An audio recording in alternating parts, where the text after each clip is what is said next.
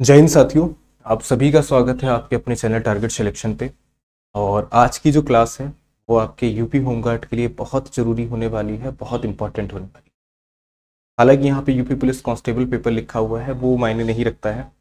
Class आपकी पूरी की पूरी यही होने वाली है। सारे के सारे क्वेश्चंस आप जीके जीएस के करंट अफेयर के देखने वाले हैं, जो आपके एग्जाम के पॉइंट ऑफ व्यू से इंपॉर्टेंट भी हैं और बहुत ज़्यादा जरूरी भी है। क्लास को देर न करते हुए सीधे हम लोग क्लास पे बढ़ते हैं। जैसे पहला क्वेश्चन आपके सामने यहाँ पर दे रखा है कि भारत छोड़ो आंदोलन जो है वो आपका कब प्रारंभ हुआ। 1940 में हमारा प्रारंभ होता है, या फिर हमारा 1942 में प्रारंभ होता है, 1946 में प्रारंभ होता है, या फिर हमारा 1939 में प्रारंभ होता है।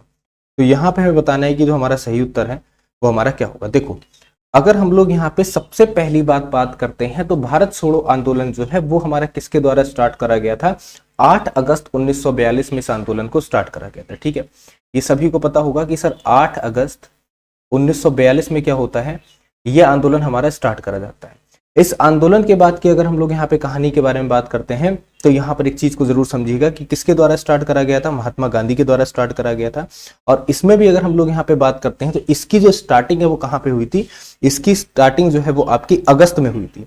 अगस्त में भी कहां पर हुई थी, तो अगस्त में क्रांति मैदान एक जगह थी। क्रांति मैदान कहां पर जगह थी, तो ग्वालियर टैंक मैदान जो कि मुंबई में स्थित था, उसको क्रांति मैदान के नाम से भी जाना जाता था। वहां पे ये स्थापना हुई थी, या फिर वहां से इसकी स्टार्टिंग हुई थी। दूसरी चीज एक और याद रखना कि गांधी जी ने यहीं पर जो था एक नारा भी दिया था कि भाई करो या मरो। ठीक है ना, क्या नारा यहां पर दिया था, करो या मरो। ये नारा भी यहां पर गांधी जी के द्वारा दिया गया था। ठीक है, अगले क्वेश्चन पे हम लोग पढ़ते हैं। अगला क्वेश्चन देखते हैं। देखो क्या दिया गया है, संविधान सभा के अध्यक्ष आपको बताना है यहाँ पे कौन थे। ठीक है, पहला क्वेश्चन देखो आपके सामने यहाँ पर क्या दे रखा है। पहला नाम आपके सामने सज्जनानंद सिन्हा, डॉक्टर राजेंद्र प्रसाद, नेहरू, अंबेडकर।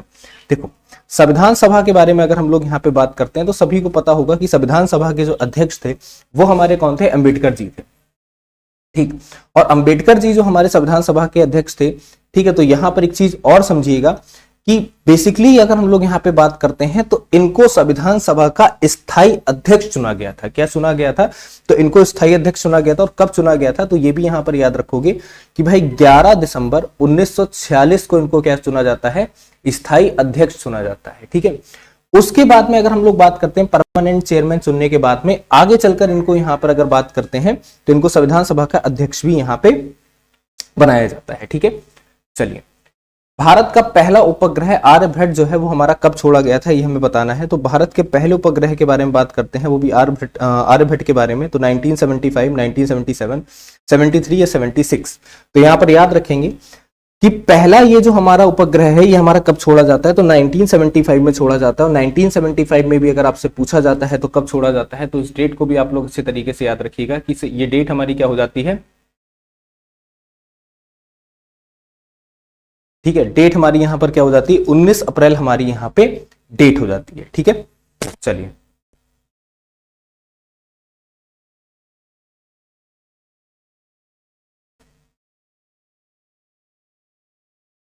हर घर जल योजना जो है किस मंत्रालय से जो है वो हमारी जुड़ी हुई है। ठीक है, यहां पे जल्दी से कमेंट करेंगे कि हर घर जल योजना जो है वो हमारी किस मंत्रालय से जुड़ी हुई है। तो यहाँ पर याद रखेंगे ये जो हर घर जल योजना हमारी हो जाती है ये हमारी बेसिकली किस मंत्रालय से जुड़ी होती है, ये हमारी जल शक्ति मंत्रालय से जुड़ी हुई है। तो यहाँ पर इस हिसाब से क्या हो जाएगा, ए वाला जो ऑप्शन है वो हमारा क्या होगा, करेक्ट हो जाएगा। ठीक है, अगले क्वेश्चन पे हम लोग बढ़ते हैं।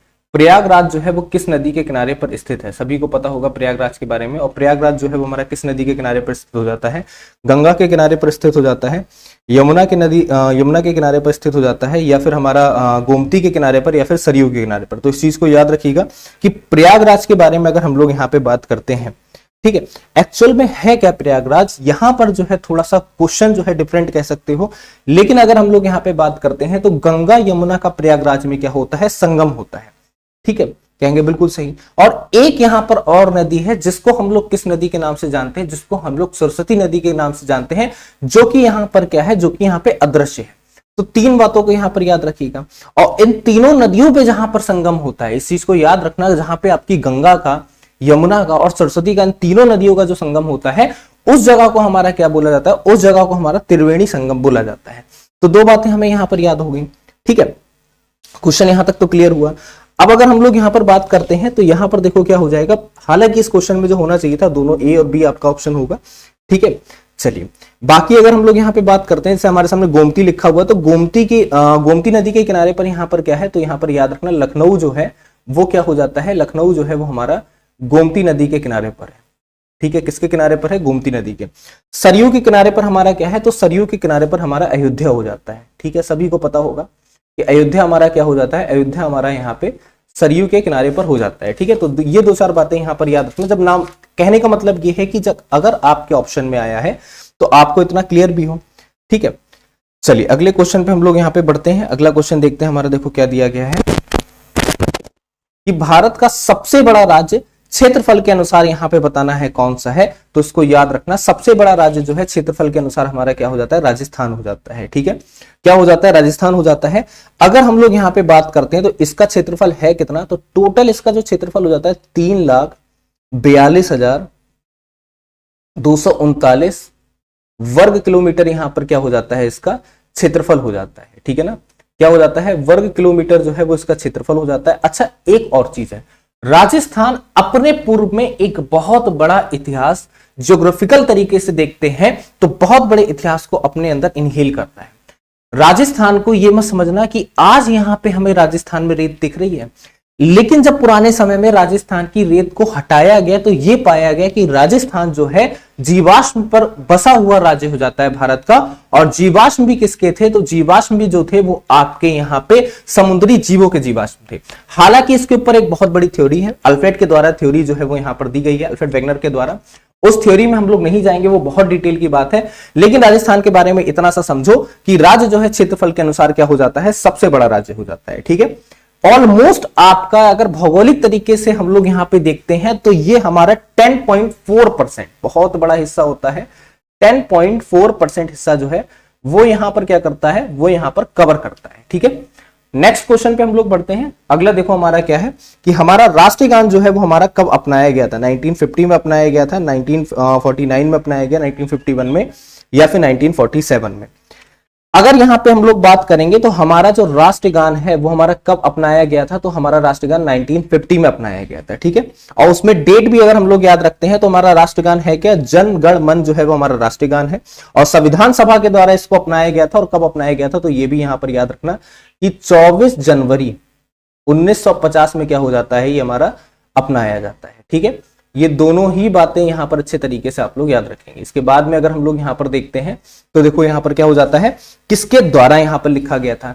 एक्चुअल में राष्ट्रगान के बारे में अगर हम लोग बात करेंगे तो ये राष्ट्रगान जो है वो हमारे रविंद्रनाथ टैगोर जी के द्वारा लिखा जाता है। लेकिन एक और बात इसमें याद रखने वाली यह है कि रविंद्रनाथ टैगोर जी ने 2 देशों का राष्ट्रगान लिखा था। पहला हमारा भारत जो हमारा है ही है, और दूसरा क्या हो जाता है, बांग्लादेश का, ठीक है। तो इन बात को यहां पर याद रखना, बांग्लादेश का भी राष्ट्रगान लिखा गया था रविन्द्रनाथ टैगोर जी के द्वारा, और दूसरा यहां पे किसका लिखा गया था, भारत का तो लिखा ही गया था, ठीक है। रविन्द्रनाथ टैगोर जी कौन थे, तो सभी को पता होगा कि नोबेल पुरस्कार विजेता यहां पर हो जाते हैं। कौन हो जाते हैं, नोबेल पुरस्कार विजेता। और बेसिकली इसका जो राष्ट्रगान का मूल रूप था वो बंगाली भाषा में था। किस भाषा में था, बंगाली भाषा में है। आज भी राष्ट्रगान जो है वो हमारा क्या है, बंगाली भाषा में इसका मूल रूप जो है वो हो जाता है, ठीक है। और सबसे पहली बार अगर राष्ट्रगान के बारे में बात करते हैं, पहला गायन इसका कब हुआ था, क्वेश्चन बनता है यहां पर, ये भी याद रखना। पहला जो हमारा गायन है वो हमारा कब होता है, तो ये भी यहां पर याद रखने वाली चीज है कि पहला गायन हमारा कब हो जाता है, तो ये भी हमारा कांग्रेस के अधिवेशन में हुआ था। और किस अधिवेशन में होता है, तो यहां पे कोलकाता अधिवेशन के अंदर होता है। कब, 1911 में। डेट भी यहां पर याद रखिएगा, 27 दिसंबर 1911 में कांग्रेस का अधिवेशन हुआ था। तब हमारा यहां पर क्या हो जाता है, राष्ट्रगान जो है वो हमारा गाया जाता है, ठीक। Is that clear. भारतीय रिजर्व बैंक की स्थापना आपको बताना है यहां पे कब हुई थी, ठीक है। 1935, 1947, 1950, 1920। बहुत आसान सा क्वेश्चन है कि भारतीय रिजर्व बैंक के बारे में अगर हम लोग यहां पे बात करते हैं, भारतीय रिजर्व बैंक की फुल फॉर्म सभी को लिखी हुई है, हालांकि इसको शॉर्ट फॉर्म में क्या बोलते हैं, आरबीआई बोलते हैं। क्या बोला जाता है इसको, आरबीआई बोला जाता है। इसकी जो स्थापना हुई थी कब हुई थी, 1 अप्रैल 1935 में इसकी क्या होती है, स्थापना होती है, ठीक है। क्या हो जाता है, 1 अप्रैल 1935 में क्या हो जाती है, इसकी स्थापना हो जाती है, ठीक है। चलिए अगला, पंचायती राज प्रणाली किस अनुच्छेद से संबंधित है, ये आपको यहाँ पे बताना है। पंचायती राज जो प्रणाली है वो हमारी किस अनुच्छेद से संबंधित हो जाती है, तो यहाँ पर याद रखेंगे कि ये जो है वो हमारा क्या हो जाती है, 243 अनुच्छेद से संबंधित हो जाती है। ठीक है, कौन से अनुच्छेद से, तो यहाँ पर याद रखना आर्टिकल 243 से संबंधित हो जाती है। नेक्स्ट क्वेश्चन पे हम लोग यहाँ पे बढ़ते हैं। नेक्स्ट क्वेश्चन देखते हैं क्या है। हरित क्रांति का जनक जो है वो किसको जाना जाता है, हरित क्रांति का जनक जो है किसको माना जाता है। सभी को पता होगा कि हरित क्रांति का जनक है वो हमारे यहाँ पे भारत के अंदर, देखो हरित क्रांति का भी एक अपना इतिहास है। हरित क्रांति जो सबसे पहले हमारी स्टार्ट हुई थी वो यूरोप के अंदर स्टार्ट हुई थी। बोलोगे हाँ सर, उसी से प्रेरित होकर, उस क्रांति से प्रेरित होकर एमएस स्वामीनाथन ने भारत के अंदर हरित क्रांति लेकर आते हैं। और हरित क्रांति में भी प्रश्न आपसे ये बन सकता है कि हरित क्रांति में भारत में सबसे ज्यादा प्रभाव किस पर पड़ा, किस राज्य पर पड़ा, तो याद रखिएगा पंजाब राज्य पर इसका जो है सबसे ज्यादा प्रभाव पड़ता है, पंजाब हरियाणा पे। ठीक है ना, इन दोनों पर जो है बहुत ज्यादा प्रभाव पड़ता है। ठीक है, इवन इतना प्रभाव पड़ता है कि यहां से पंजाब जो है कमर्शियल खेती की तरफ आगे बढ़ने लगता है। किस खेती की तरफ, कमर्शियल खेती की तरफ। 10th क्लास में एक आपका चैप्टर भी है, अगर 10th का एनसीईआरटी पैटर्न को अगर आपने पढ़ा होगा, 10th पढ़ा अच्छे से पढ़ा होगा, तो वहां पे कमर्शियल खेती को लेके चैप्टर तो नहीं है, हालांकि उसमें चैप्टर के अंदर क्या आ जाता है, पूरा का पूरा कमर्शियल खेती क्या होती है, ये सारी चीजें उसमें लिखी हुई है। तो वहां पे पंजाब का नाम आपको देखने को मिलता है, एमएस स्वामीनाथन यहां पर हो जाते हैं। ठीक है, और यही क्वेश्चन अगर आपसे थोड़ा सा चेंज कर देता और पूछता कि विश्व स्तर पे किसको बोला जाता है, तो नॉर्मन बोरलॉन्ग यहां पर क्या हो जाते हैं, नॉर्मन बोरलॉन्ग यहां पे सही उत्तर हो जाते हैं। नॉर्मन बोरलॉन्ग को फादर ऑफ ग्रीन रेवोल्यूशन बोला जाता है, वो भी कहां, एट द वर्ल्ड लेवल पर बोला जाता है। क्लियर, चलिए भारत में किसको बोला जाता है, एमएस स्वामीनाथन को बोला जाता है। दोनों ही बातें यहां पर याद रखेंगे। अगला, भारत का राष्ट्रीय पशु यहां पर क्या है, बहुत आसान है कि भाई भारत का राष्ट्रीय पशु हमसे पूछा जा रहा है और सभी को पता होगा कि राष्ट्रीय पशु हमारा क्या हो जाता है, बिल्कुल सही, बाघ जो है वो हमारा यहाँ पे राष्ट्रीय पशु हो जाता है। अच्छा एक और बात है, अगर बाघ के बारे में हमने थोड़ा सा पढ़ा, ठीक है, यहां पर एक हमारे सामने शेर दे रखा है। ठीक है, एक्चुअल में है क्या, इनकी भी एक अपनी कहानी है। कहानी कोई ऐसी नहीं है कि जो आपको बहुत बोर लगे या फिर बहुत ज्यादा अलग लगे। जियोग्राफिकल तरीके से अगर हम लोग देखते हैं तो आपको सभी को पता होगा कि वर्ल्ड बिगेस्ट स्मगलर पता है किसको बोला जाता है। पहली बात तो यहाँ पे बाघ को टिक लगा देते हैं, उसके बाद में इस कहानी पे थोड़ा सा बढ़ते हैं। ये चीजें थोड़ा सा आपको अपनी जानकारी के लिए होना चाहिए, कुछ फैक्ट्स आपको पते होने चाहिए, कुछ थ्योरी पता होनी चाहिए। देखो होता क्या है, वर्ल्ड का बिगेस्ट, ठीक है ना, बिगेस्ट, इस चीज को याद रखना, स्मगलर ब्रिटिशर्स को बोला जाता था। एक समय था ब्रिटिशर्स आपके हर पूरे वर्ल्ड में घूमा करते थे और पूरे वर्ल्ड में घूमने के बाद में वहां पे सिमिलरिटी देखा करते थे कि भाई ये सिमिलरिटी यहां पर है क्या, किसी दूसरी जगह पर है। हुआ क्या कि ब्रिटिशर्स जो है उत्तरी अमेरिका वाले कॉन्टिनेंट पर गए, कहो जी गए, उसके बाद यूरोप गए, ऑस्ट्रेलिया गए, हर जगह गए। उनको यहां पे शेर की जो प्रजाति थी वो सिर्फ कहां पे, सवाना के जंगल में, कहां मिली, अफ्रीका में मिली।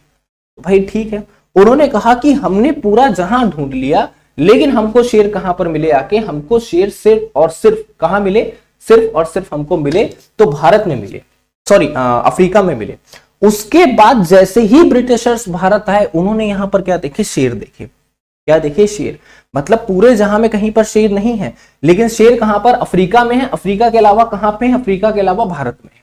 तो उनको शौक ये हुआ कि भाई ऐसा क्या भारत का इतिहास है कि भारत में शेर पाए जा रहे हैं, बाकी कहीं पर अफ्रीका में पाए जा रहे हैं, बाकी कहीं नहीं पाए जा रहे हैं। तो इसके ऊपर अल्फ्रेड ने अपनी थ्योरी ये दी थी कि एक समय पे भारत जो था वो किसका पार्ट था, अफ्रीका कॉन्टिनेंट का पार्ट था। ठीक, तो बस इतनी सी बात यहां पर याद रखो। भारत का एक अपना बहुत बड़ा इतिहास है। उस इतिहास को अगर आज हम पढ़ने बैठेंगे, हमारी किताबी भाषा में तो इतिहास हमें 5,000 साल पुराना पता है, लेकिन उससे भी पुराना जो है हमारा बहुत इतिहास है। ठीक है, चलिए पर्यावरण दिवस जो है वो हमारा कब मनाते हैं, तो सभी को पता होगा कि 5 जून को हमारा पर्यावरण दिवस जो है वो मनाया जाता है। बहुत छोटी सी बात है। उत्तर प्रदेश की विधानसभा में कुल आपको बताना है कितनी सीटें हमारी हो जाती हैं। तो उत्तर प्रदेश की जो विधानसभा है इसमें हमारी जो टोटल सीटें हैं वो हमारी कितनी सीटें हैं, तो देयर आर 403 सीट्स, मतलब 403 सीट्स हमारी क्या हो जाती हैं, उत्तर प्रदेश की विधानसभा के अंदर हो जाती है। ठीक है, नेक्स्ट क्वेश्चन पे हम लोग स्विच करते हैं। चंपारण आंदोलन का जो नेतृत्व था वो यहां पर किसने किया था, जल्दी से कमेंट करेंगे। तो चंपारण आंदोलन का जो नेतृत्व है वो हमारा किसके द्वारा करा गया था, बहुत आसान है। देखो चंपारण आंदोलन का जो नेतृत्व था वो हमारा किसके द्वारा करा गया था? वो हमारा गांधी जी के द्वारा करा गया था। अच्छा, चंपारण का मतलब क्या है? चंपारण आंदोलन का मतलब क्या है? अगर चंपारण के बारे में बात करते हैं तो चंपारण हमारा क्या हो जाता है? चंपारण हमारा यहाँ पे एक जिला हो जाता है। जिला किसका हो जाता है? बिहार राज्य का एक छोटा सा जिला हो जाता है चंपारण। ठीक, और इस आंदोलन का नेतृत्व कर रहे थे गांधी जी। और हुआ कब था ये? तो ये भी याद रखिएगा, 1917 में जो है चंपारण आंदोलन जो है वो हमारा यहाँ पर स्टार्ट होता है। पहली बात यहां पर याद रखना। दूसरी बात यहां पर क्या याद रखना कि यहां पे भारत में अगर हम लोग यहां पे बात करते हैं तो ये गांधी जी का क्या था? पहला सत्याग्रह था। ठीक है, गांधी जी का अगर पहला सत्याग्रह पूछा जाए तो यहां पर यह भी याद रखना कि पहला सत्याग्रह हमारा क्या हो जाता है? पहला हमारा सत्याग्रह जो है चंपारण आंदोलन ही हो जाता है। ठीक है ना, क्या हो जाता है? हमारा पहला सत्याग्रह जो है चंपारण आंदोलन हो जाता है। दूसरी बात यहां पर याद रखिएगा कि यहां पे अगर हम लोग बात करते हैं तो इसमें एक तरीके से चंपारण आंदोलन, हाँ, इसमें क्या करा गया था? यहां पे ब्रिटिश या फिर ये समझ के चलो नील की खेती करने वाले किसानों को यहां पर क्या करा गया था? किसानों को यहां पर उत्साह दिया गया था और ये बोला गया था कि आप जो भी यहां पर अत्याचार है, जो ब्रिटिशर्स आपके ऊपर अत्याचार कर रहे हैं, हम उस अत्याचारों के खिलाफ यहां पे अपनी पहल उठा रहे हैं। ठीक है, चलिए अगला, गुरुत्वाकर्षण का नियम किसने दिया? सभी को पता होगा कि सर गुरुत्वाकर्षण का जो नियम है वो हमारा किसके द्वारा दिया गया? न्यूटन के द्वारा दिया गया। ठीक है, इसमें तो कोई ऐसी बात है ही नहीं कि जो आपको पता ही ना हो। ठीक है ना, तो बिल्कुल सही, न्यूटन के द्वारा हमारा यहाँ पे क्या हो जाता है? गुरुत्वाकर्षण का जो नियम है वो दिया जाता है। 1857 की क्रांति का तत्कालीन कारण क्या था? बहुत अच्छा क्वेश्चन है ये। 1857 की क्रांति का तत्कालीन कारण हमारा यहाँ पे बताना है क्या था। सिंपल सी बात है, बहुत आसान सा इसका जवाब होना चाहिए कि कारतूस प्रकरण जो है वो हमारा यहाँ पर क्या हो जाता है? ये हमारा यहाँ पे इसका मेन रीजन हो जाता है। ठीक है ना, अब है क्या, देखो कारतूस प्रकरण के बारे में यहाँ पर क्या है? असल में अगर हम लोग यहाँ पे बात करते हैं तो कोई एक कारण नहीं था, कारण यहाँ पे कई थे। यहाँ राजनीतिक कारण बहुत बड़ा था। 1857 की क्रांति में क्या था कि भाई राजनीतिक कारण भी जो था वो यहाँ पे बहुत बड़ा था। पहली बात तो आप यहाँ पर इसको याद रखें। दूसरा हमारा यहाँ पर क्या था? दूसरा हमारा यहाँ पे आर्थिक कारण भी बहुत बड़ा था। ठीक है ना, क्या हो जाता है? दूसरा हमारा यहाँ पे आर्थिक कारण बहुत बड़ा था। तीसरा हमारा यहाँ पर क्या हो जाता है? सामाजिक भी बहुत बड़ा कारण था। ठीक है, ये तीनों कारण यहाँ पर थे। असफलता का जो कारण था वो था सही कोऑर्डिनेशन ना होना। असफलता का क्या कारण था? सही कोऑर्डिनेशन ना होना। ये असफलता का क्या था? सबसे बड़ा कारण था। ठीक है ना, असफलता के कारण के बारे में अगर बात करते हैं तो कोऑर्डिनेशन ना होना। ठीक है, अब दूसरी चीज अगर हम लोग यहाँ पे बात करते हैं, कारण तो कहीं थे लेकिन यहाँ पे मेन कारण आके ये बन जाता है, उसको जल्द से जल्द जो आपका इस क्रांति को हवा दे देता है वो होता है चर्बी वाले कारतूस। क्या हो जाते हैं? चर्बी वाले कारतूस यहां पर हो जाते हैं। अब इसमें अगर हम लोग यहां पे बात करते हैं, ठीक है, यहां पे ब्रिटिश सेना ने एक राइफल को इंट्रोड्यूस करवाया था जिसका नाम था एनफील्ड राइफल। उस राइफल में जो कारतूस लगा करता था बेसिकली क्या था? वो गाय और सुअर के मांस से बना हुआ था, चर्बी से बना हुआ था। तो उसको जैसे ही आपका लोड करा जाता था गन के अंदर तो उसको दांत से पकड़ के छीला जाता था। और ये चीज क्या थी? ये चीज हमारे दोनों ही धार्मिक तरीके से हमको आघात कर रही थी, हिंदू और मुस्लिम दोनों वर्गों को आघात कर रही थी। ठीक, तो यहां पे क्या बनता है? सबसे बड़ा कारण बनता है ये। ठीक है, चलिए अब अगर हम लोग यहाँ पे देखते हैं तो यहां पर देखो क्या है? रामचरितमानस, श्री रामचरितमानस जो है वो किसने लिखी थी ये आपको बताना है। श्री रामचरितमानस के बारे में अगर हम लोग यहाँ पे बात करते हैं तो ये हमारी किसके द्वारा लिखी गई थी? तो ये हमारी 16वीं शताब्दी में गोस्वामी तुलसीदास जी के द्वारा लिखी गई थी। किसके द्वारा लिखी गई थी? तो यहां पर याद रखिएगा, गोस्वामी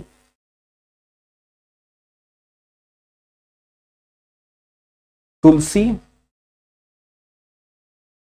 दास जी के द्वारा यहां पर क्या हो जाती है? लिखी जाती है। ठीक है, चलिए वेदों की संख्या कितनी है? सभी को पता होगा कि 4 हमारे वेद हैं। वेदों की संख्या सभी को पता है। भारत की प्रथम महिला प्रधानमंत्री आपको बतानी है यहाँ पे कौन थी? तो सभी को क्लियर होगा कि भारत की प्रथम महिला प्रधानमंत्री यहाँ पर कौन हो जाती हैं? बिल्कुल सही। तो अगर हम यहाँ पे बात करते हैं, इंदिरा गांधी जी जो है हमारी यहाँ पर हो जाती हैं प्रथम प्रधानमंत्री। अच्छा, इंदिरा गांधी जी के बारे में एक चीज और याद रखो। ठीक है, एक्चुअल में क्या हुआ, इन्होंने इस पद को 2 बार संभाला। कितने बार संभाला है? 2 बार। पहला ये जो पद इनके द्वारा संभाला गया 1966 से लेके 1977 के बीच में संभाला गया। कब? 66 से लेकर आपका क्या हो जाता है 77 के बीच में पद को संभाला जाता है। उसके बाद में यही पद जो है वो 1980 से लेकर 1984 के बीच में भी संभाला जाता है। ठीक है ना, क्या हो जाता है 1980 से लेकर 1984 के बीच में संभाला जाता है। ठीक है, अब अगर हम लोग यहाँ पे बात करते हैं कि सरोजिनी नायडू कौन थी, तो यहाँ पर यह भी याद रखना कि भारत की पहली महिला राज्यपाल, ठीक है ना, भारत की कौन हो जाती हैं, तो भारत की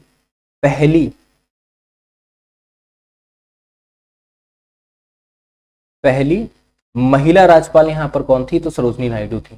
ठीक है, ये पहली बात तो यहाँ पे नोट कर लेना, महिला राज्यपाल जो थी वो कौन थी, हमारी सरोजिनी नायडू थी। ठीक, वो भी यूपी की। प्रतिभा पाटिल कौन होती है, पहली महिला राष्ट्रपति होती है। प्रतिभा पाटिल कौन हो जाती है, पहली महिला राष्ट्रपति। ठीक है, महिला कौन हो जाती है, हमारी यहाँ पे राष्ट्रपति हो जाती है। ठीक, कौन से सन से, तो 2007 से लेके आपका 2012 तक हमारी हो जाती है। ठीक है, सुषमा स्वराज के बारे में बात करते हैं। दिल्ली की पहली महिला मुख्यमंत्री हो जाती हैं और भारत की पूर्व विदेश मंत्री थी। ठीक है, तो ये चारों बातें यहाँ पर आप लोग याद रखिएगा, चारों ही आपको बातें यहाँ पता होना चाहिए। फिर से रिपीट करते हैं, सरोजिनी नायडू कौन है, पहली महिला राज्यपाल, इंदिरा गांधी पहली प्रधानमंत्री, प्रतिभा पाटिल पहली महिला राष्ट्रपति, सुषमा स्वराज यहाँ पे दिल्ली की पहली मुख्यमंत्री। ठीक, नेक्स्ट, जीवन बीमा निगम की स्थापना जो है वो हमारी यहाँ पर क्या कब हुई थी, ये आपको बताना है। ठीक है, अगर हम लोग यहाँ पे बात करते हैं जीवन बीमा निगम की जो स्थापना है सबसे पहले हमारी कब हुई, तो यहाँ पर याद रखिएगा LIC जिसको बोलते हैं 1956 में क्या हो जाती है, इसकी स्थापना हो जाती है। ठीक है, नीति आयोग की स्थापना आपको बतानी है यहाँ पर कब हुई थी। ठीक है, नीति आयोग की जो स्थापना है वो हमारी कब होती है, तो यहाँ पर याद रखेंगे कि नीति आयोग, जिसको नीति आयोग को क्या बोलते हैं, नीति आयोग। फिर से देखो इस चीज को, ये जो नीति है ना, यहां पर इसको इस तरीके से लिखते हैं NITI। N का मतलब क्या होता है, नेशनल, I का मतलब इंस्टीट्यूट फॉर ट्रांसफॉर्मिंग इंडिया, ये इसकी फुल फॉर्म है। फिर से यहां पे चाहो तो नोट कर लो। ठीक है, फिर से एक बार मैं बोल दे रहा हूं, चीजों को पढ़ना समझना सीखो, है ना। कोई चीज को आधा अधूरा जब आप छोड़ोगे तो वो आपके लिए इन फ्यूचर में एक बहुत बड़ी दिक्कत बन सकती है। क्या बन सकती है, बहुत बड़ी दिक्कत जो है बन सकती है। जैसे कि अगर हम लोग यहाँ पे बात करते हैं, कुछ लोग आज भी नीति को इसी तरीके से जानते हैं, लेकिन नीति आयोग जो नीति है इसका एक पूरा मतलब है। इसका मतलब क्या है कि सर N से बात करते हैं तो हमारे यहाँ पर क्या हो जाता है, नेशनल हो जाता है। ठीक है, उसी के बाद I से इंस्टीट्यूट हो जाता है, T से हमारा क्या होता है, ट्रांसफॉर्मिंग हो जाता है, I से इंडिया हो जाता है। इसकी स्थापना जो सबसे पहले होती है वो कब होती है, तो 1 जनवरी 2015 को होती है। ठीक है ना, कब हो जाती है हमारी, 1 जनवरी 2015 में क्या हो जाती है, इसकी स्थापना हो जाती है। ठीक है, चलिए अगला क्वेश्चन हम लोग यहाँ पे देखते हैं, पुलवामा हमला किस वर्ष हुआ था। देखो बहुत ही जरूरी क्वेश्चन, पता सभी को होगा, इसमें तो ऐसा है नहीं कि नहीं पता हो। पुलवामा हमले के बारे में सभी को पता होगा कि सर पुलवामा हमला जो है वो हमारा 2019 में हुआ था। ठीक है, और CRPF के काफिले के ऊपर हुआ था, जिसमें 40 जवान हमारे शहीद हो गए थे। ठीक है ना, चलिए तो यहां पर क्या होगा, तो पुलवामा हमला जो है वो हमारा 2019 में हुआ था, 14 फरवरी। भारत का सबसे बड़ा बांध आपको बताना है कौन सा है। भारत के सबसे बड़े बांध के बारे में हमें यहाँ पे कमेंट करेंगे कि सबसे बड़ा बांध जो है वो हमारा भारत का क्या हो जाता है, तो यहाँ पर याद रखिएगा सबसे बड़ा बांध जो है वो हमारा टिहरी बांध है। कौन सा बांध हो जाता है, टिहरी बांध हो जाता है। और है कहां पर, सबसे बड़ा क्वेश्चन तो ये भी है। देखो टिहरी बांध के बारे में बात करते हैं तो ये हमारा कहां पे स्थित है, तो ये हमारा उत्तराखंड में स्थित है। ठीक है ना, कहां पर हो जाता है, उत्तराखंड में हमारा स्थित हो जाता है पहली बार। ठीक, उत्तराखंड के बाद अगर हम लोग यहाँ पे बात करते हैं तो हमारा क्या हो जाता है, भागीरथी नदी पर। ठीक है ना, कहां पर हो जाता है, भागीरथी नदी पर जो है वो हमारा ये स्थित हो जाता है। ठीक है, कहां पर हो जाता है, भागीरथी नदी पर। अगर इसकी ऊंचाई की लगभग बात करते हैं 260.5 मीटर क्या हो जाती है, बहुत बड़ी ऊंचाई है। 260.5 मीटर जो है इसकी क्या हो जाती है, ऊंचाई हो जाती है। तो अंदाजा लगाइए कितना बड़ा बात है ना। अब इसके बाद में हीराकुंड है, भाखड़ा नागल है, नागार्जुन सागर है। हीराकुंड जो है वो महानदी पर है, उड़ीसा में है। ठीक है, सबसे लंबा है ये, सबसे लंबा और ऊंचा, दो बड़ी बातों को याद रखिएगा, है ना। भाखड़ा नागल जो है सबसे गुरुत्व ऊंचा गुरुत्व वाला बांध हमारा हो जाता है, ये हमारा सतलुज नदी पर है, हिमाचल पंजाब में है। नागार्जुन जो है बड़ी सिंचाई परियोजना वाला बांध हो जाता है, ये तेलंगाना आंध्र प्रदेश में कृष्णा नदी पर है। ठीक है, चलिए भारत का राष्ट्रीय पक्षी कौन है? तो सभी को पता होगा, मोर जो है वो हमारा यहाँ पे राष्ट्रीय पक्षी हो जाता है। ताजमहल का निर्माण किसके द्वारा करवाया गया? शाहजहां के द्वारा जो है ताजमहल का निर्माण करवाया गया। अमृत भारत योजना जो है वो आपको बताना है किससे हमारी जुड़ी हुई है। अमृत भारत योजना जो है वो हमारी यहाँ पर किससे जुड़ी हुई हो जाती है? तो बिल्कुल सही, रेलवे स्टेशन से हमारी क्या हो जाती है? रेलवे स्टेशन के विकास से हमारी जुड़ी हुई हो जाती है। नेक्स्ट क्वेश्चन बढ़ते हैं। गौतम बुद्ध का जो जन्म है वो आपको बताना है कहाँ पर हुआ था? तो सारनाथ में हुआ था, लुम्बिनी में हुआ था, कुशीनगर में हुआ था। ठीक है, तो यहाँ पर याद रखेंगे कि गौतम बुद्ध का जो जन्म है वो कहाँ पर हुआ था? लुम्बिनी में हुआ था। ठीक है, वर्तमान में भी कहाँ है? नेपाल में ये हमारा स्थित हो जाता है। कहाँ पे स्थित हो जाता है? नेपाल में हो जाता है। नेक्स्ट क्वेश्चन पे हम लोग बढ़ते हैं। नेक्स्ट क्वेश्चन देखो हमारा यहाँ पर क्या है? उत्तर प्रदेश राज्य पुष्प कौन सा है? तो सभी को पता होगा उत्तर प्रदेश राज्य में जो हमारा पुष्प है वो हमारा यहाँ पर क्या हो जाता है? तो वो हमारा यहाँ पे बिल्कुल सही, हाँ, तो अगर हम लोग यहाँ पे बात करते हैं तो पलाश का पुष्प हो जाता है। पलाश पता है ना? हाँ, इस चीज को याद रखिएगा कि बेसिकली अगर हम लोग यहाँ पे बात करते हैं उत्तर प्रदेश के राज्य का पूछा जा रहा है तो यहाँ पे पलाश का पुष्प हो जाता है। यहाँ गुलाब है, कमल है, चंपा है, सूरजमुखी है। ठीक है, इसको टेसू भी कहा जाता है। ठीक है, क्या कहते हैं इसको? टेसू भी कहा जाता है। अगर हमसे पूछा जाए कि राष्ट्रीय पशु क्या है तो बारहसिंगा हमारा राष्ट्रीय पशु है यूपी का। पक्षी पूछा जाए तो सारस हो जाता है। राजकीय वृक्ष क्या है? अशोक है। राजकीय खेल क्या है? राजकीय खेल जो है हॉकी है। राजकीय फल जो है आम है। ठीक, भारत का राष्ट्रीय ध्वज जो है वो आपको बताना है किसने डिजाइन करा था। ठीक है, भारत का जो राष्ट्रीय ध्वज है वो आपका किसके द्वारा जो है यहाँ पे डिजाइन करा गया था? तो यहाँ पर याद रखेंगे कि ये जो हमारा राष्ट्रीय ध्वज है वो हमारा किसके द्वारा? पिंगली वेंकैया के द्वारा यहाँ पर इसको डिजाइन करा गया था। ठीक है, एक्चुअल में क्या थे? कृषि विशेषज्ञ भी थे और स्वतंत्रता सेनानी भी रहते। पिंगली वेंकैया यूपी से थे बेसिकली।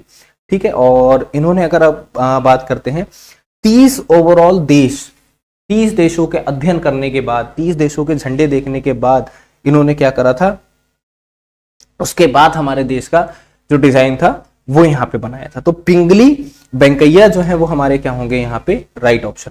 ठीक है, नेक्स्ट, भारत का सबसे बड़ा ग्रह, एक मिनट, भारत का सबसे बड़ा ग्रह नहीं होगा। ठीक है, सबसे बड़ा ग्रह हमें बताना है कौन सा है। तो सभी लोग कमेंट करिएगा यहाँ पे, इसका आंसर तो कमेंट ही कर दीजिएगा।